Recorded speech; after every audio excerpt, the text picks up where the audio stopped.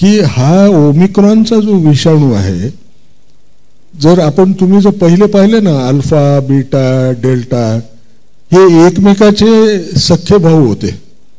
हा ओमिक्रॉन जो आलाय हा चुलत भाऊ आहे.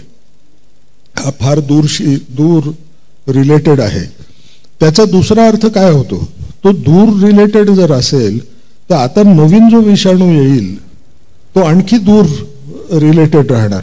मग मी अशी वॅक्सिन दिली जी ओमिक्रॉनवरती बेस्ड असेल तर त्यांनी फार फायदा होईल का, मला कल्पना नाही, मला वाटत नाही.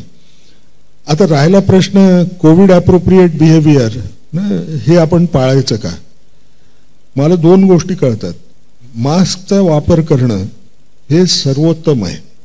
ह्याचे 2-3 प्रकार तुम्ही बघा. आपल्या घरामध्ये सुद्धा एखाद्याला सर्दी झाली तर पुढच्या 2-3 दिवसामध्ये आपण पाहतो सगळे घरातले सगळ्याला सर्दी